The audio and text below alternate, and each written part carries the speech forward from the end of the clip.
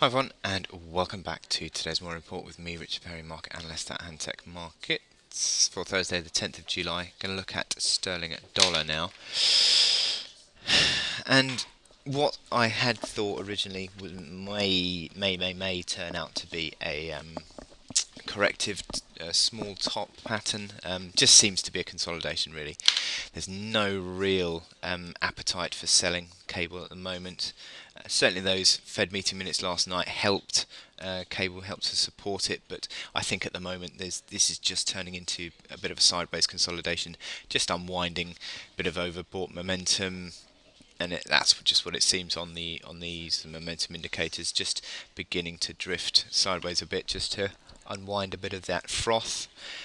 But I think ultimately it's going to break higher. It just depends on whether you can get back towards 171, which I still see as a support area, or even 170.60, which was the breakout high, the former high before the breakout, if I can talk. Um, I just see this as a sideways move. I don't think is going to create any real selling pressure. You've also got the moving averages, which are beginning to catch up now, which is also helpful. This 21-day moving average seems to be fairly reasonably a good gauge on the shifts higher.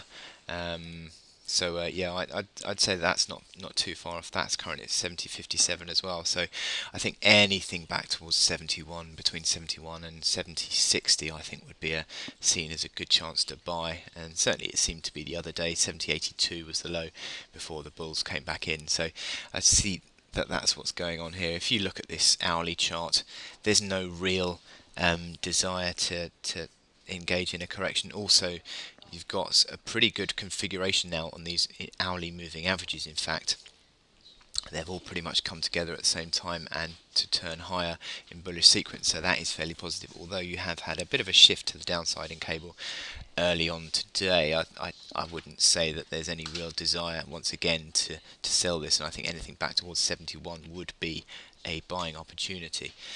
So what's going to impact on this chart today? Well, certainly you have the potential for a move at around 12 o'clock, although usually the Bank of England doesn't do anything out of the ordinary that has an impact on cable. But there is obviously that risk.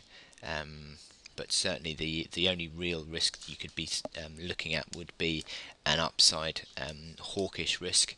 So that would be obviously bullish for cable. So once again, it would be suggesting that dips are a chance to buy. Anyway, so I wish you good luck in your trading on cable today, and I will speak to you later. Thank you.